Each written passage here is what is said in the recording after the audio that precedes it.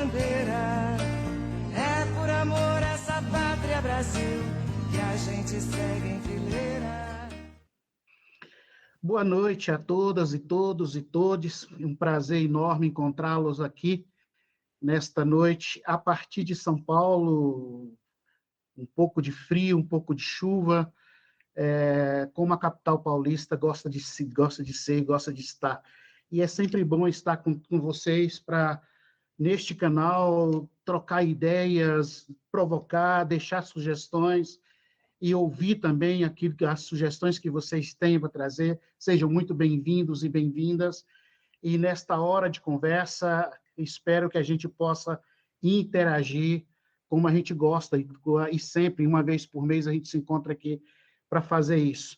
E como também gosto de fazer, não tem um texto, literalmente, nesta noite para leitura, mas durante a semana ouvi algumas coisas que, do ponto de vista da reflexão, eu gostaria de compartilhar para a abertura desta conversa. Alguém disse essa semana, e eu achei uma frase muito intrigante: a fome também é professora. Quem passa fome aprende a pensar nos outros e nas crianças também. A fome também é professora. E eu comecei a matutar, a pensar, né, nesta figura da fome enquanto professora, enquanto ela força o humano a moldar, né, a forjar um tipo de pensamento ou um tipo de ensinamento que é a partir da falta e da escassez de alimento. Isso me remete também a uma série de outras questões. E aí, a segunda frase que eu ouvi esta semana, muito interessante, é que a esperança é multicolorida, mas ela nunca foi tão vermelha, da cor do sangue que corre em nossas veias. E aí eu queria fazer, já nesta reflexão inicial, este paralelo do professorado da fome e da multicoloração daquilo que nós chamamos como esperança. E não a esperança que nos deixa apáticos, calados e quietos em algum lugar, mas uma esperança inquieta e que nos impulsiona e que nos faz cócegas e também nos deixa com vontade de caminhar e caminhar com mais destrezas. Essas duas questões. E queria lembrar muito nesta noite, agora, nesta abertura, o grande Pedro Casadáliga, né, que bem recentemente nos deixou e partiu, onde ele diz que maldito seja todos aqueles e aquelas que impedem que outros não vivam com dignidade. Malditam seja todas as cercas, malditam seja todas as propriedades privadas que nos priva de viver e de amar. Malditas sejam todas as leis amañadas por poucas mãos para ampararem cercas e bois e fazer da terra escrava e escravos humanos. Maldito seja todas as cercas que protege e ampara o agronegócio, a soja, o milho, o arroz, o feijão transgênico, que não passa perto da mesa do trabalhador e da trabalhadora e das crianças deste país para alimentar. É com este pensamento e com essas três frases emblemáticas que eu estou começando esse bate-papo nesta noite. Para isso, quero receber o meu amigo aqui, o Eduardo Mota, psicólogo, educador, militante de direitos humanos, educador social, coordenador nacional do Movimento Nacional de Meninos e Meninas de Rua, presidente do Conselho Estadual dos Direitos da Criança e do Adolescente de Goiás, membro e conselheiro do Conselho Nacional dos Direitos Humanos, é um lugar em que desafia cotidianamente, não a cadeira, mas o todo neste país, no momento conjuntural que ele vive. Eduardo, é um prazer enorme tê-lo aqui comigo, nesse bate-papo, muito bem-vindo, e já de antemão eu te agradeço, né, por ter aceito o convite. Eu sei que você é um homem com agenda para além de você mesmo, mas enfim, você tirou um tempo para a gente poder conversar, e eu não abri mão de maneira nenhuma de ter aqui comigo nesta noite, para a gente poder trocar algumas ideias, né, com muita tranquilidade, sem muita correria, mas é bom tê-lo aqui. Djalma, muita satisfação estar contigo, em especial pela nossa relação, nossa história de conhecimento e luta na pauta dos direitos da criança e adolescente, mas também pelo fato de ter esse tempo, como você bem disse, né? Um tempo de respirar, de falar sobre a militância, de fazer memória, de olhar em volta, tempo que às vezes tanto nos falta nas agendas corridas e agitadas aí do dia a dia, muitas vezes apagando incêndios, né? Não só os incêndios do Pantanal que já começaram, os incêndios da região centro-oeste com o tempo seco, mas infelizmente tantos incêndios e emergências na pauta dos direitos humanos, em especial direitos humanos de crianças e adolescentes Brasil afora, né? É importante ter esse tempo de respirar, tempo de olhar em volta e de estar com os amigos, celebrar as relações, celebrar as histórias, a militância e a luta pelos direitos. Acho que isso ajuda toda a militância a recarregar as baterias, a reanimar a luta, se é necessário. Satisfação demais estar com você. Eu que agradeço, cara. Olha, e veja, eu já começo contigo, uma vez que nós encerramos o mês de maio, né, há 2 dias atrás, 3 dias atrás, e maio, para quem milita na área dos direitos humanos de criança e adolescente, é um mês de emblemático, é um mês de enfrentamento das múltiplas violências sexual contra a criança, mas também das múltiplas violências contra a criança, e nos últimos, parece que 2022 chegou de uma forma, o Brasil sempre foi um país muito agressivo para a criança e para adolescente, mas parece que este ano, em especial, chegou trazendo uma carga de agressividade, de violência imensa. E aí nós poderíamos citar aqui uma série de eventos que a gente tem na região sudeste, na região nordeste, etc., tudo no âmbito da violência, né? Infelizmente. E eu queria, já para começar esse nosso bate-papo, Eduardo, que você comentasse um pouco, a partir do espírito de que Pedro Casadáliga começa dentro desse contexto de maldição daquilo que impede o que é o direito, o que impede o que é a felicidade, e ele traz a felicidade, ele traz o direito a amar, mas o direito de amar que Pedro Casadáliga se refere nisso aqui é o bem-estar, é a alimentação, é a saúde, é a tranquilidade, é o direito à convivência familiar e comunitária. Eu queria que você trouxesse já para a gente poder começar a conversa. A partir de memória de mártires tão importantes, né? Um homem que doou a vida pelo reino, pelo espaço que acredita, numa terra tão difícil como o chão do Mato Grosso, o chão do Brasil, né? Para a defesa dos direitos das populações indígenas, das populações ribeirinhas, das populações fragilizadas desse nosso Brasil, né? Pedro segue como exemplo para a gente nessa luta, assim como outros contemporâneos de Pedro aí, Dom Tomás Balduino, que lutou aqui na Serra do Centro-Oeste pela pauta da reforma agrária, né? Companheiro aí de Pedro em muitas reflexões, e tanta gente bacana que viveu, militou durante esses anos aí de 60, 70, 80, né? De onde data também a nossa história de construção da pauta dos direitos da criança e adolescente, de onde vem, por exemplo, a fundação do próprio Conselho Nacional de Direitos Humanos, né? Beber da fonte dessa história, né? Reconhecer o espaço e a luta e a construção, e sobretudo o espírito que nos motivou, né? Acho que a década de 80 foi um tempo muito oportuno de sonho de liberdade, de sonho de construção de um outro país, quando a gente pôde não só fundar dezenas, centenas de movimentos sociais, alguns que resistem até hoje, né, frutos desse período aí da década de 80, e nessa época a gente construiu muito, né, a gente escreveu uma Constituição, foi na década de 80, foi na década de 80 que a gente sonhou com o Estatuto da Criança e Adolescente, né, um momento de intensa construção, de sonho, e aí de repente chega a década de 90 e os anos 2000, a gente percebe que para aquilo tudo que a gente sonhou, colocou na lei, escreveu, que ainda faltava um tanto de coisa a ser conquistada, né? Foram 20 anos de muita luta, né? Essas 2 décadas foram de construção, de consolidação da nossa legislação da área da criança e adolescente, dos direitos humanos, de todo um patamar de direitos e de muito avanço também, né? De muita luta e avanço nas políticas públicas. Mesmo que a gente reconheça que não bastava ter a lei, né, para que a realidade mudasse, que ainda precisava muita luta, mas ainda com muita esperança de luta, né?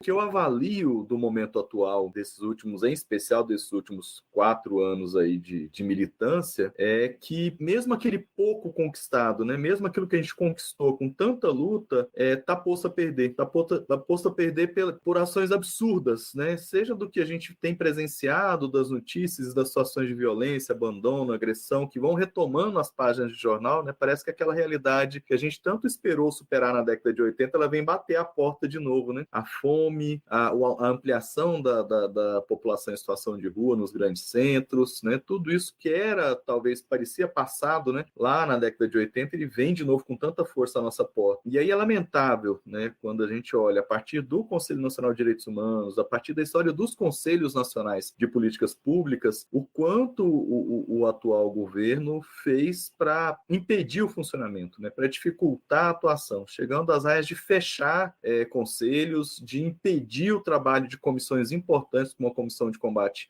à Tortura, como mecanismo de combate e prevenção e combate à tortura. O próprio CONANDA padeceu dessa dificuldade, o Conselho Nacional de Direitos Humanos vai na marra ali, forçando para que as reuniões aconteçam. Há 3 reuniões atrás, simplesmente não foram compras as passagens e nem garantidas as diárias para que acontecesse a reunião do Conselho Nacional, né? E o momento que eu percebi é um momento de luta, de retomada de uma luta que a gente construiu com muita beleza, com muita poesia na década de 80, com muito sonho de que ali adiante a gente poderia ter um outro país, uma outra realidade. Eu penso que a gente precisa beber muito nessa fonte de quem resistiu nessas décadas de 60, 70, 80, né? Sonhou tanto. É momento de sonhar, porque a realidade é árida, é dura, né? Quão difícil. Ô, Eduardo, bom, antes disso, o pessoal que está lá na Bahia, que está acompanhando a gente, tem umas companheiros que estão neste momento mobilizados lá na cidade de Irecê, que estão também com uma luta intensa naquele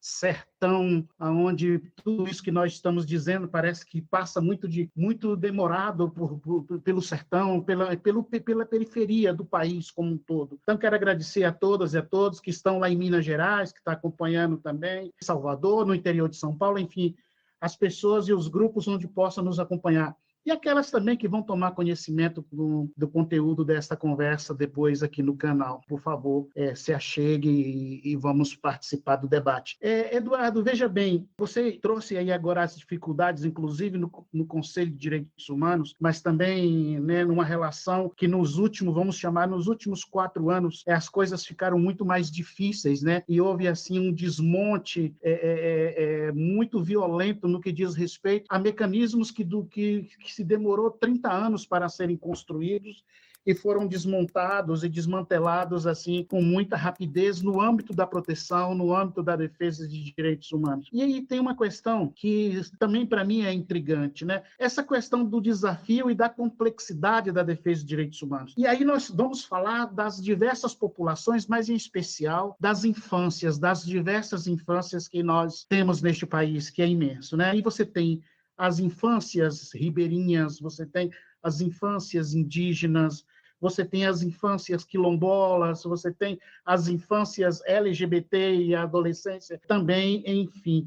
Como que o Conselho de Direitos Humanos e o Conselho dos Direitos da Criança, e aí não estou falando do CONANDA, estou falando especificamente de Goiás, onde você atua e está na presidência, e o movimento está na presidência, como é que é lidar com essa complexidade, mesmo antes do desmantelamento do sistema de proteção? Bom, falar desse tema, Djalma, me remete de imediato a uma experiência riquíssima que, apesar de toda a confusão, a gente tem conseguido viver com muita força no país, que é os comitês de participação de adolescentes, né? Surge a partir de uma experiência de construção das conferências nacionais dos direitos da criança e adolescente, é articulado em âmbito nacional e vários estados e municípios vêm sendo provocados a constituir esses comitês de participação de adolescente. Aqui em Goiás, a gente, inclusive, tentar o tempo todo a ampliar a percepção de comitê de participação de crianças e adolescentes. O que vem a ser essa história de conselho de comitês de participação, né? Eles são constituídos por adolescentes com mandato, com período de permanência, né? E adolescentes de diversos espaços, né? A gente tem conseguido aqui em Goiás garantir a participação de meninos e meninas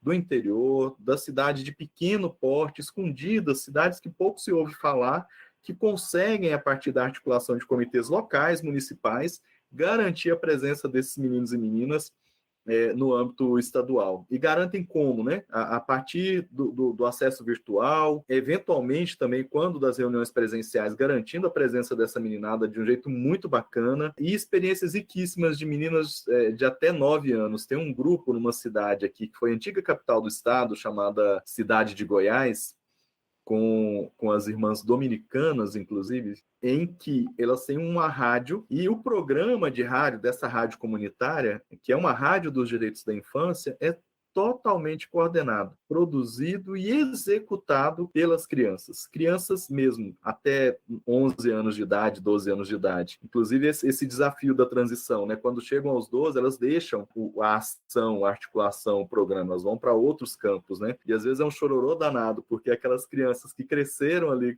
a partir dos seus 6, 7 anos de idade, viveram uma experiência riquíssima desse espaço de comunicação, são convidadas a partir para águas mais profundas, por assim dizer. E a gente teve na última conferência dos direitos da criança e adolescente uma menina de 9 anos fazendo uma fala, e não era só decorativa presente ali, mas era de fato questionando e trazendo a perspectiva dela a partir da experiência vivida numa cidade no interior do estado. Garantir diversidade passa mais do que pela construção de paradigmas, de panoramas documentais, legais, né, formais, mas passa necessariamente pelo envolvimento direto de meninos e meninas dessas diversas condições de viver infâncias, de viver adolescências, né?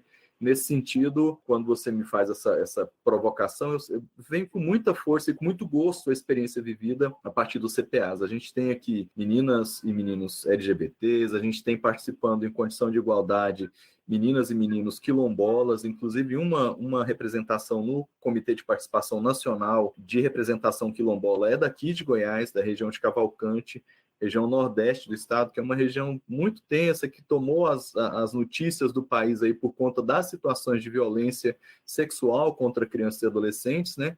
E que vai se refazendo e participando e trazendo gente de maneira muito bacana. Construir diversidade passa por construir participação diversa nos espaços. E aí não é uma participação decorativa, eventual, quando no dia de festa somente, né?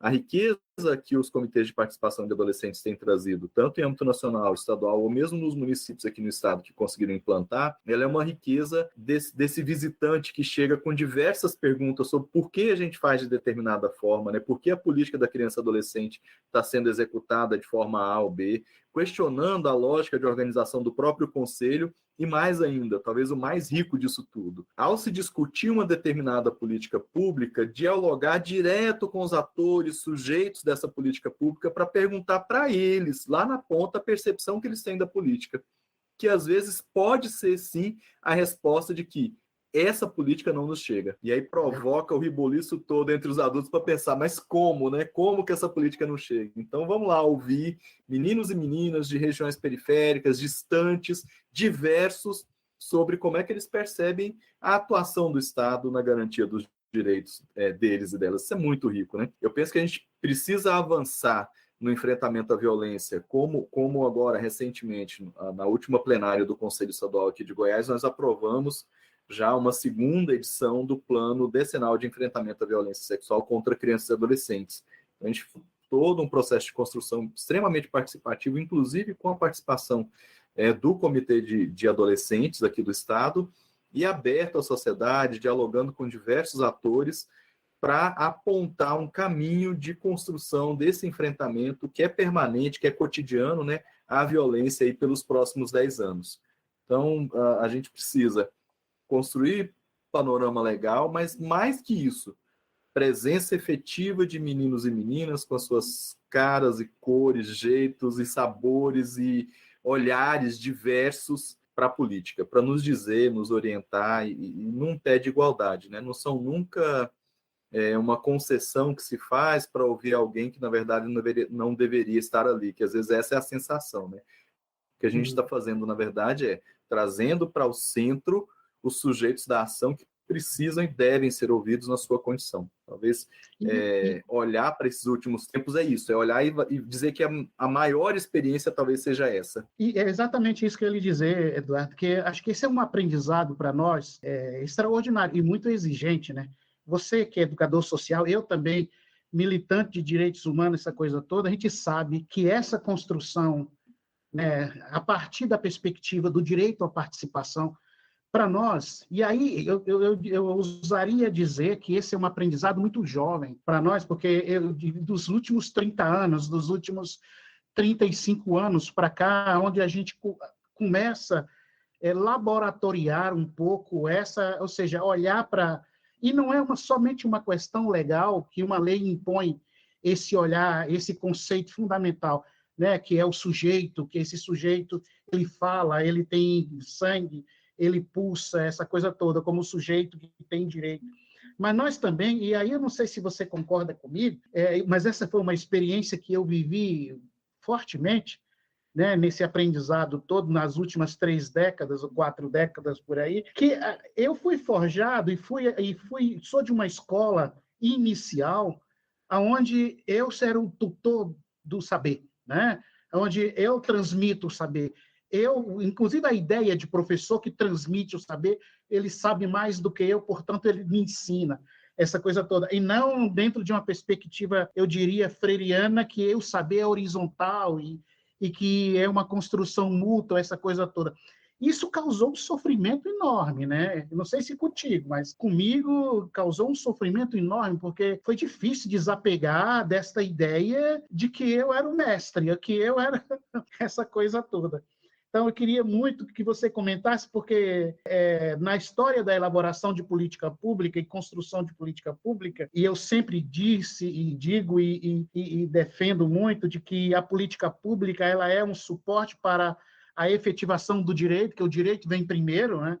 O direito é empírico, a própria vida é empírica, o próprio nascer, e esse saber ele vai demorando um pouco, né, na elaboração da política pública, ele não é automático. A gente ainda discute política adultocêntrica, a gente ainda discute política a partir do que o parlamento de meia dúzia está preso dentro de um gabinete, e a gente nunca discute a política que a população vai consumir de fato, né, isso na periferia, ou nas regiões urbanas e transurbanas. E eu não sei se essa também era uma sensação sua, nesse sentido de que a política que nós construímos aqui nos gabinetes, raramente, e não é só que ela não chega na periferia e nas regiões periféricas, mas é porque quando essa política também, ela não tem o rosto da população que vive na periferia, na borda, né, do país. Eu não sei se tu concorda comigo, estou te provocando um pouco nesse sentido. Concordo. Eu acho que a construção da educação social ela tem diversas bases, né? Certamente a maior delas, do pensamento de Paulo Freire e a vivência dessa experiência de Paulo Freire junto aos movimentos sociais, né? As reflexões, a prática da educação popular, né? Da educação social e educação popular são práticas que são o cerne, a base da atuação de diversos movimentos sociais no Brasil. Eu tive a sorte de viver a experiência da militância desde a minha adolescência. Então, eu começo, quase infância, aliás, eu começo a militar na Pastoral da Juventude no início da década de 90. E dentro de uma perspectiva de teologia da libertação, que já era uma teologia que dialogava muito profundamente com Paulo Freire, né?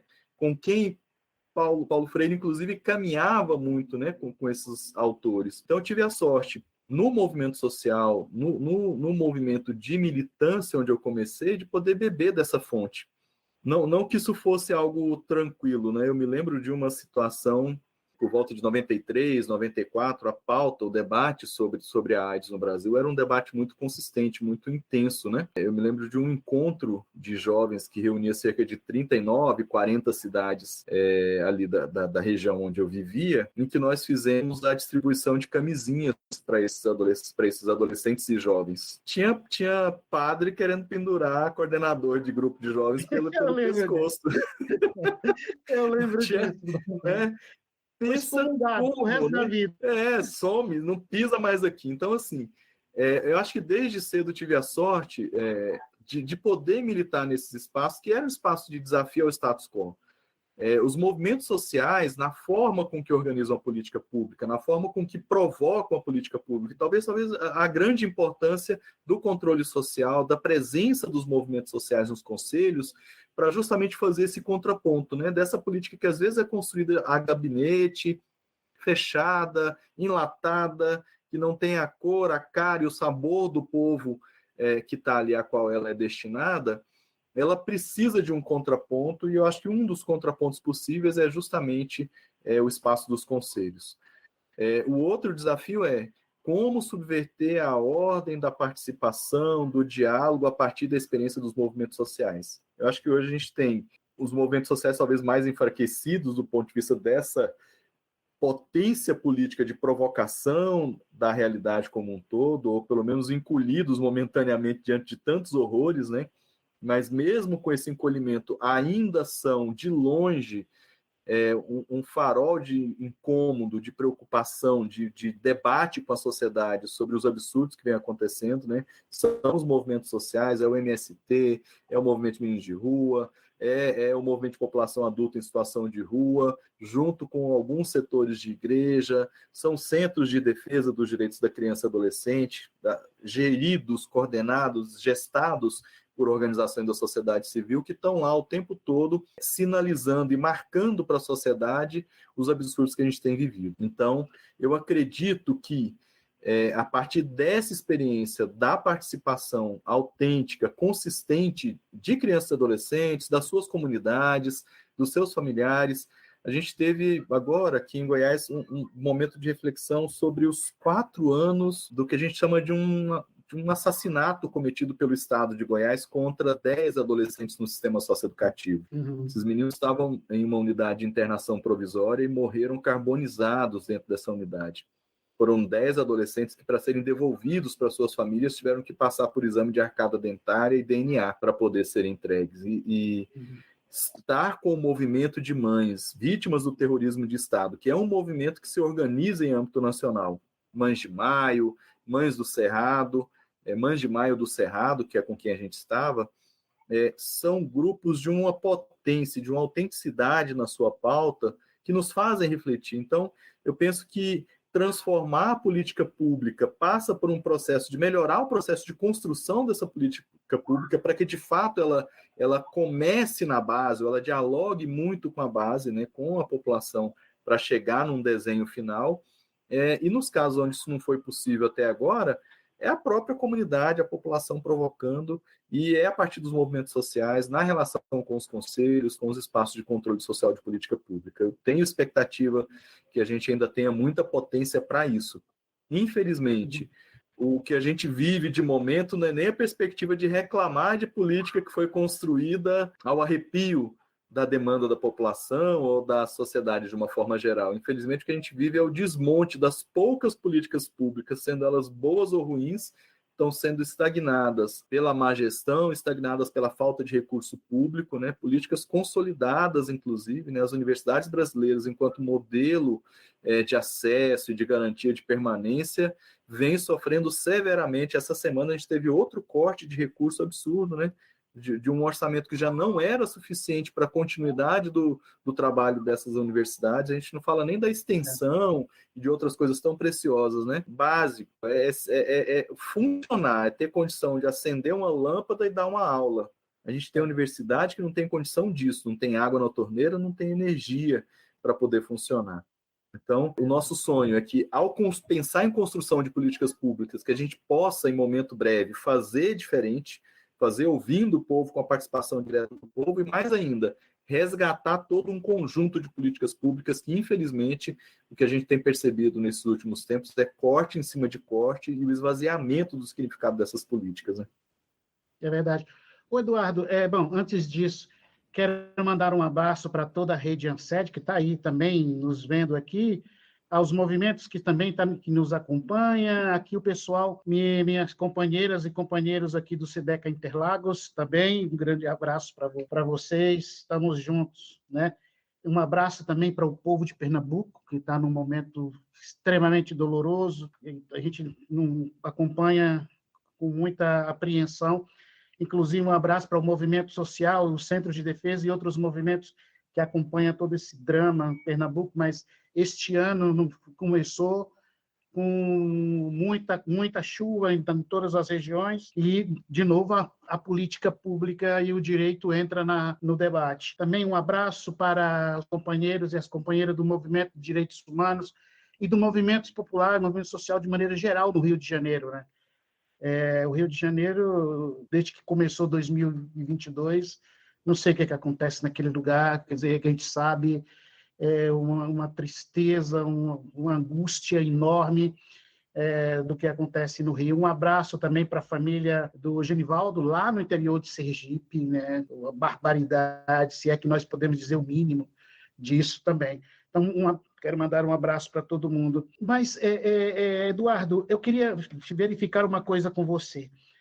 Porque quando a gente olha, por exemplo, do que tem acontecendo no governo Bolsonaro, e que chegou, e nós já sabíamos disso anteriormente, que a presença de um governo de extrema-direita, né, um governo com traços e caracteres fascistas, não seria tão tranquilo na sociedade brasileira com uma democracia tão jovem e com um arcabouço de elementos de fortalecimento da sociedade civil tão jovem, por exemplo. E aí eu estou falando do conjunto do movimento social, né?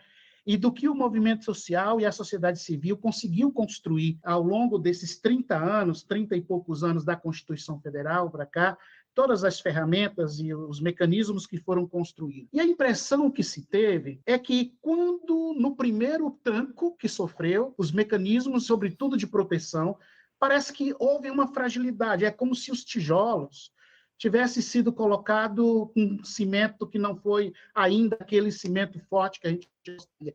Você tem essa mesma impressão que o sistema de proteção de direitos humanos, e sobretudo da infância e da adolescência, balançou muito mais do que outros sistemas de direitos humanos, com a chegada, o vendaval bolsonarista que nós estamos enfrentando agora? Sim, sim. Isso me faz lembrar de uma experiência aqui em Goiânia.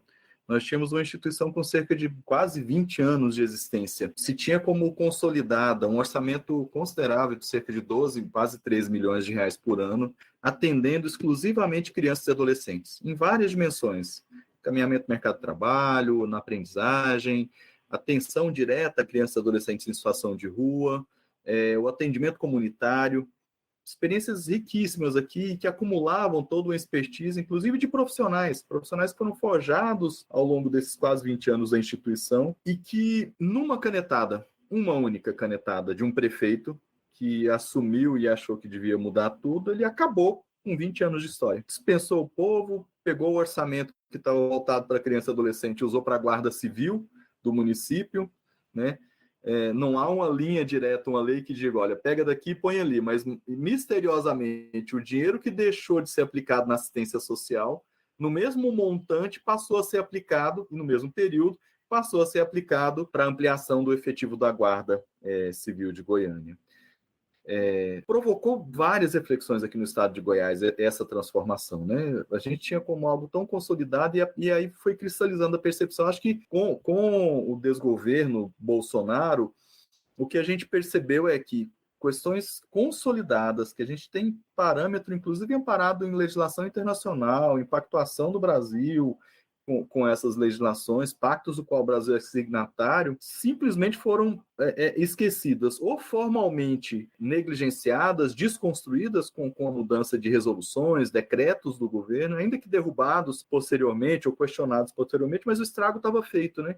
E traz para a gente a perspectiva de que, olha, não tem nada tão seguro. Mesmo aquilo que está cristalizado em lei pode ser interpretado de outra forma e gerar confusão permanente, como a condição que a gente percebe na Amazônia em relação ao meio ambiente. Você tem um fundo internacional com milhões e milhões de reais lá à disposição para o enfrentamento de uma série de situações de violência naquele território, que o poder público federal simplesmente emperra a execução de um recurso que, inclusive, era gerido pelas organizações da sociedade civil majoritariamente, né? A gestão era um fundo internacional gerido por organizações da sociedade civil que o poder público simplesmente vai lá e trava o seu funcionamento. Então, trava do ponto de vista da legislação, trava do ponto de vista da aplicação de recurso, e na área da criança e adolescente, eu acho que talvez, de um lado, pela própria fragilidade dentro do desenho da política de assistência, dentro do desenho das políticas de proteção, por exemplo, a crianças e adolescentes ameaçados de morte, né, a fragilidade por falta de investimento,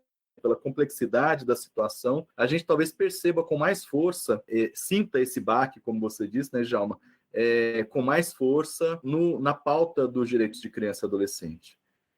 Ainda que o Estatuto seja um documento da década de 90, ainda tem muita coisa a ser implementada. Muita, mas muita coisa a ser implementada do Estatuto. E aí perceber que do pouco que se alcançou, por exemplo, no socioeducativo, crescer uma vontade aí dentre os educadores do socioeducativo, de portarem armas, de virarem mini polícia dentro das unidades de internação, ou mesmo de que sejam transferidos para a gestão das secretarias de segurança pública, vai nos evidenciando que ainda faltou muita argamassa aí para consolidar essa política, esse desenho que a gente tanto sonhou e tanto lutou para construir, né?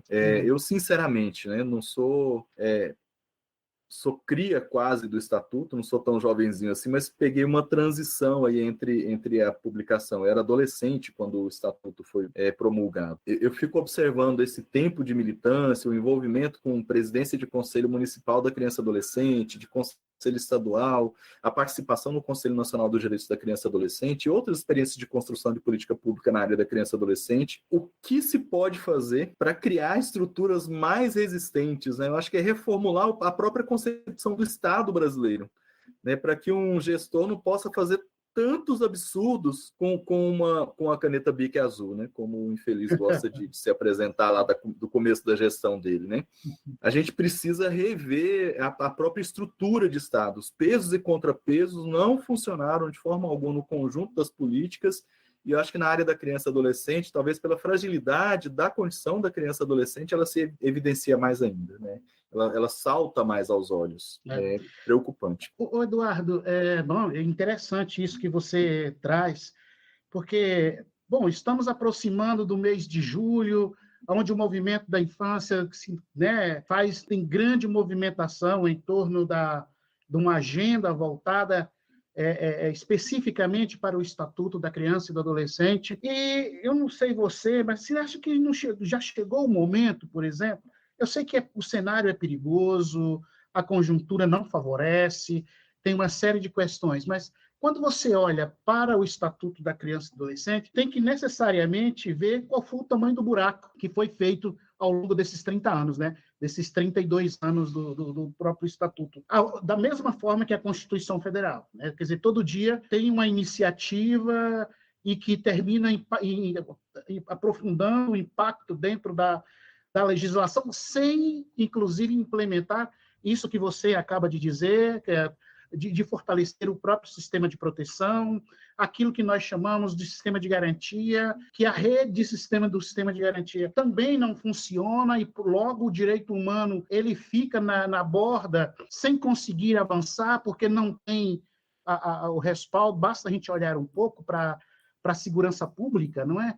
Eu fico pensando muito nos meninos e nas meninas que são abusados sexualmente, que quando chega na polícia técnica, não se consegue fazer o exame que dá veracidade, não que para nós precisasse, mas para o sistema precisa, dá veracidade àquilo que o menino e a menina estão falando, olha, fui abusado, fui violentado, e não se consegue ter um instrumento que faça nenhuma política voltada com qualidade. As próprias delegacias especializadas, que também não têm uma escuta adequada para poder entender que população é essa que está reclamando determinado momento ou determinado direito. Então, me parece que está nos faltando no debate, e eu estou falando do movimento agora, no debate, Eduardo, olhar um pouco para o Estatuto e ver qual é o tamanho do buraco, o que foi mudado aí, né? Agora, por exemplo, a semana passada, a semana atrasada, o que parece, e teoricamente positivo, da lei que foi sancionada por Bolsonaro, inclusive, né, que endurece a penalidade de quem comete crime contra criança e contra adolescente, etc., etc. Do ponto de vista penal, parece muito interessante, né, a gente falar isso, a sociedade gosta disso, né, e nisso também está o âmbito da redução da maioridade penal, tem uma série de outras questões.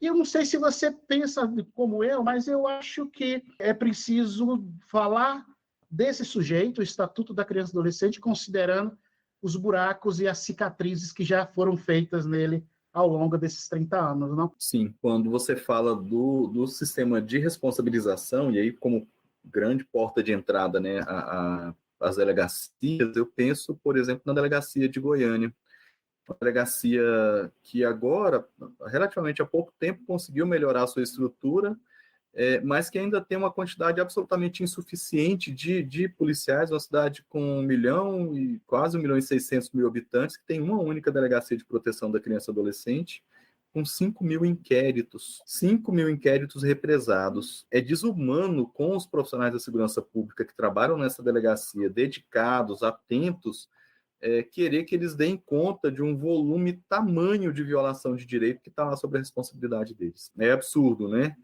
Conversar com os escrivães, com a delegadas, 2 delegadas, 3 delegadas, na verdade, agentes, profissionais que trabalham ali, inclusive uma companheira da delegacia, que é conselheira estadual dos direitos da criança e adolescente, representando a Secretaria de Segurança Pública, acende na gente o olhar para a perspectiva do que nunca foi de fato implementado. Então, quando você fala do buraco, eu olho ainda para o buraco da distância do desenho da lei e daquilo que já deveria estar funcionando ao longo desses mais de 30 anos, né, que ainda não se tornou realidade. A parte disso, a gente vive, e por falar no mês de julho, né, de junho, julho, esse período onde a gente faz memória, né, ao longo dos meses, né, emenda com maio na violência, mas vai discutir também a questão do trabalho infantil, do direito à aprendizagem, é perceber que o pouco que a gente tinha alcançado com a aprendizagem vem sendo, ao longo, pelo menos, dos 2 últimos anos, desmontado numa velocidade absurda,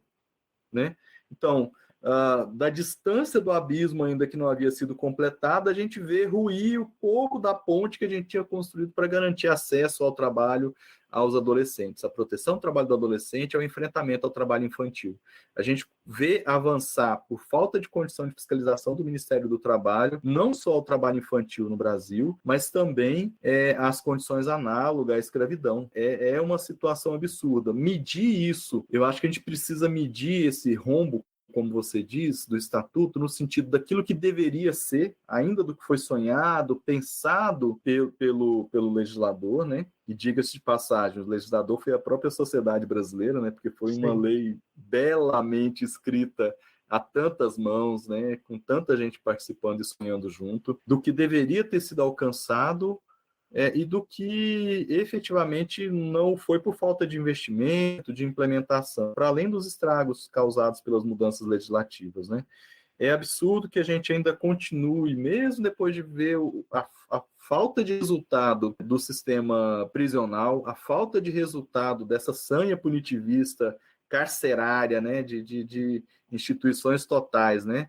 A gente quer reabrir os hospícios, a gente quer aumentar a vaga nas prisões, mas a gente não quer discutir a condição humana, a gente não quer discutir uma outra lógica de relação entre as pessoas. Precisamos avançar nisso, né? Olhar para esses rombos do que foi mudado de legislação, mas, sobretudo, para o desenho de como deveria funcionar esses espaços, né?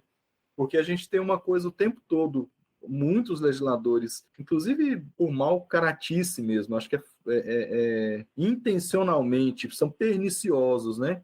Quero inventar uma lei que me coloque bem com o meu eleitorado aqui. E aí inventam as coisas mais absurdas. Vem causando mal a toda a nossa legislação de proteção aos direitos humanos, em especial a proteção dos direitos da criança e adolescente, mas só é possível perceber o grande mal causado quando a gente pega o desenho do que deveria ser.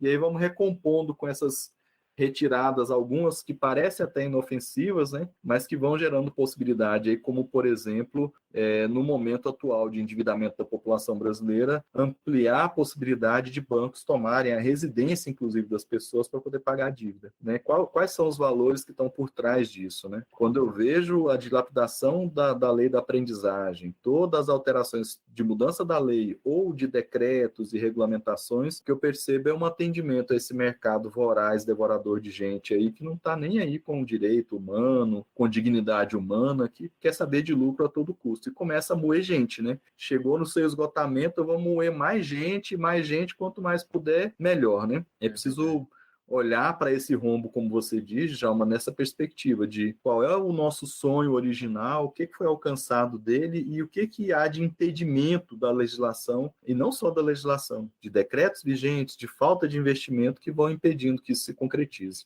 É isso mesmo. Olha, companheiro, deixa eu lembrar um abraço lá para o pessoal de São Bernardo do Campo, lá no projeto Menino de Rua.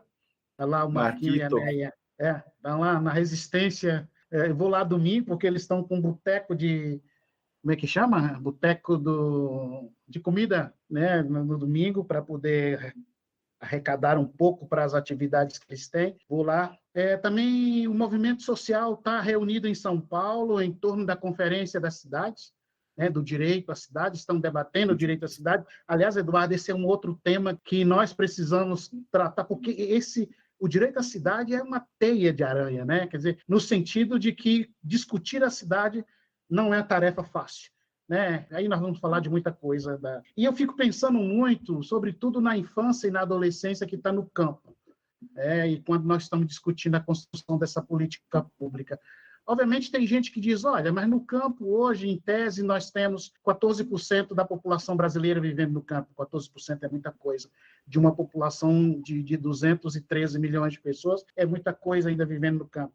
Mas também estou pensando nas quase 15, 20 mil escolas rurais que foram fechadas e foram todas centralizadas no eixo urbano, forçando as crianças que moram no campo caminhar quilômetros e, né, com chuva, com sol, para poder chegar até a escola. Também estava pensando um pouco nisso. Então, um abraço para a turma que está reunida em São Paulo, discutindo o direito à cidade nesta conferência. Aliás, é muito interessante isso, Eduardo. E aí já aproveito e peço a você para contar um pouco quais são as agendas estratégicas nesse momento, tanto do Conselho de Direitos Humanos como a agenda da infância, né? Mas só para dizer um pouco que eu acho que o movimento social, nesse início de debate eleitoral, de recomposição, das esperanças estão novamente voltando, já estão discutindo em um ritmo de reorganização das coisas. Porque de uma coisa eu tenho certeza, né? A reconstrução do que foi destruído nesse país vai levar um bom tempo para poder se fazer, né? E nós estamos todos cuidando disso. Então, como que está as principais agendas, tanto no CNDH, quanto lá a partir do Conselho de Goiás? Bom, primeiro resistir. Básico, talvez, ainda, né? Tão básico, tão básico ainda, conseguir resistir a essas violações, conseguir manter um mínimo de condição de convívio democrático, de que as instituições consigam manter o seu funcionamento. Esse é um desafio em vários espaços. Em âmbito nacional, para além dessa pauta do direito à população em situação de rua, né, que vem com a resolução 40 do Conselho Nacional de Direitos Humanos, que reúne de uma maneira muito bacana o que a gente até então não tinha conseguido fazer um debate tão próximo, que é a pauta de criança e adolescente em situação de rua, nos seus vários movimentos que representam essa pauta aí, a campanha Criança Não é de Rua e tantas outras instituições que vêm pautando essa temática, se reúnem de maneira muito rica com o Movimento Nacional de População Adulta em Situação de Rua, com outros pastoral da rua e outros tantos organismos que vêm discutindo essa situação. E que casa muito, Djalma, dialoga muito de perto com o direito à cidade que queremos, né? Aquela cidade que tem a sua cidadania usurpada nos planos diretores, vendidos ao mercado imobiliário, nos planos diretores da mais-valia, do lucro em cima da condição de vida das populações. Aqui em Goiânia, esse ano tivemos debate, no ano passado, na verdade, tivemos debate sobre o plano diretor, e uma das coisas que tentaram aprovar na maior cara de pau foi a autorização para construir prédio na beira de rio, dizendo que se existe uma marginal, aquela área de preservação já foi depredada e que então não tinha problema nenhum autorizar meter logo um espigão, um prédio do lado da marginal, porque não tinha mais nada que preservar mesmo. Então, falar do direito à cidade, falar de populações vulneráveis, o direito à moradia, que também se faz presente com muita força nesse debate, né, do direito à cidade, junto com as pessoas em situação de rua, as populações vulneráveis, eu acho que sem dúvida, uma pauta que vem mantendo a força ao longo aí dos últimos anos no Conselho Nacional de Direitos Humanos. Ela segue agora com o desdobramento dessa articulação no Conselho Nacional de Justiça, que agora, essa semana, inclusive, criou um comitê permanente de acesso à justiça para a população em situação de rua, para discutir a implementação da resolução do Conselho Nacional, do Conselho Nacional de Justiça, né, de acesso à justiça para as pessoas em situação de rua. E tudo isso passa por esse debate, né? qual é a cidade que queremos, qual é a lógica de cidadania que esses centros urbanos vão promover. E aí, de outro lado, quando você fala da cidade, só um xixizinho antes de falar continuar com a agenda prioritária aqui, eu acho que está na hora da gente discutir o retorno ao campo. É o movimento de volta, né? Se a virada que aconteceu lá, demográfica que aconteceu lá na década de 80, trouxe as mazelas que trouxe, está na hora da gente refazer o debate e pensar numa outra condição de acesso ao campo. Pena que isso não está acessível, de fato, para todo mundo e ainda não são experiências tão consistentes dessa lógica de permanência. Bom, uma pauta, então, para o Conselho Nacional de Direitos Humanos é a questão da população em situação de rua, seja por conta do volume de violência ou mesmo da ampliação dessa população, né? Cada vez maior o número de pessoas em situação de rua, isso chama atenção nos vários aspectos, seja diretamente do debate das pessoas em situação de rua, seja do direito à cidade, nas comissões que nós temos lá. Uma outra questão importante é a própria lógica da democracia a partir dos conselhos, a partir dos espaços de controle social de política pública, que é talvez um debate já de 1 ano e meio quase, né, por conta das alterações promovidas no ano passado pelo governo federal, que inviabilizaram o funcionamento de vários conselhos, e agora, mais recentemente, a preocupação com a eleição em si. Então, é estratégico e necessário que nós tenhamos plena atenção com o processo eleitoral, como um dos temas, uma das partes necessárias para se garantir democracia nesse país. Então, a democracia não é só a eleição, ela é parte de um processo onde a eleição é importante também, né? E nesse momento talvez pelas ameaças que vem sofrendo, seja no discurso feito objetivamente às instâncias que cuidam da realização da eleição, aos mecanismos e equipamentos envolvidos com a realização da eleição, é algo que chama a atenção do Conselho Nacional de Direitos Humanos de maneira muito forte. Por fim, um outro debate importante que tem tomado muito tempo no Conselho, que não é um debate recente, mas que ganha força agora, é a transformação ou reconhecimento do Conselho Nacional de Direitos Humanos como uma instituição nacional de direitos humanos, que é a partir de uma convenção de Paris que vai reconhecer no sistema internacional de direitos humanos uma condição diferenciada ao Conselho, né, como um órgão que trata diretamente com as instâncias de direitos humanos em âmbito internacional. Ela estreita a relação com o sistema ONU, ela estreita a relação com outros conselhos, com outras instituições nacionais, outras INDHs mundo afora. E para isso há uma tarefa importantíssima e com absurda resistência até o momento, que é de conferir autonomia para esse Conselho de Direitos Humanos, que, assim, pelas minhas experiências de conselhos nacionais, é um dos mais atuantes. Do volume de trabalho, do volume de denúncia, são, ao todo, 44 conselheiros titulares e suplentes de governo e da sociedade civil, mas é um conselho que envolve quase 200 pessoas do ponto de vista de organizações voluntárias, parceiras, de gente que sequer participou da eleição, mas que está lá dentro nas comissões desenvolvendo, trabalhando e acreditando força ali para a atuação do Conselho.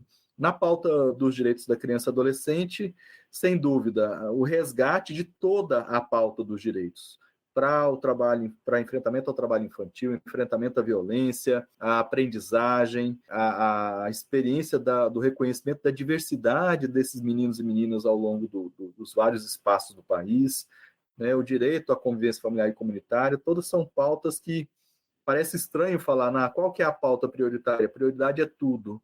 Mas, infelizmente, na verdade, a prioridade é manter o pouco que se alcançou até o momento e retomar a construção dessa pauta de direitos, de todos os direitos, não só aqueles fundamentais previstos no Estatuto, mas do conjunto de direitos de criança e adolescente, dos que estão em situação de rua, com ou sem o acompanhamento das suas famílias, mas também da molecada que está na beira do rio, da molecada quilombola, indígena, de todos esses, né? É um rol de ameaças permanente a essa moçada. Infelizmente, nos obriga a fazer essa reflexão. A pauta prioritária é o resgate dos direitos, todos eles. Eduardo, meu amigo, eu ficaria aqui a noite toda conversando com você, mas tenho certeza que a gente vai voltar num próximo momento para a gente poder continuar esse papo. E você tem muita razão nisso. Quero, com isso, agradecer muito ao Fábio Reis, que está aqui me auxiliando nesta parafernália comunicativa. Porque esse, Eduardo, é um outro aprendizado que, uma hora dessa, nós não vamos discutir. Comunicação é um direito humano, não é mais um... Né, que a gente imaginava, sem comunicação a gente não consegue avançar em muita coisa. Muito obrigado, Fábio.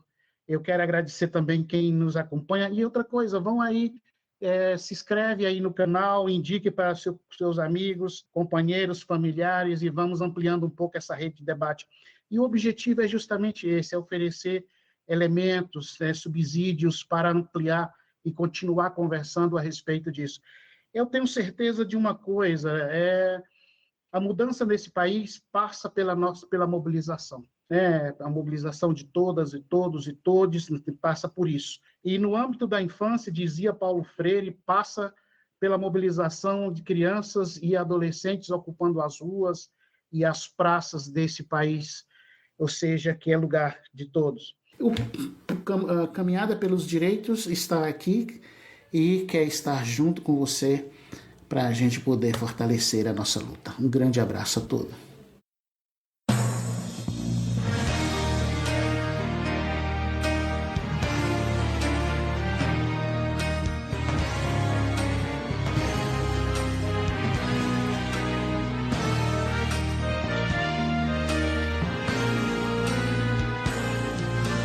Esse é o nosso país, essa é a nossa bandeira. É por amor a essa pátria Brasil que a gente segue em fileira.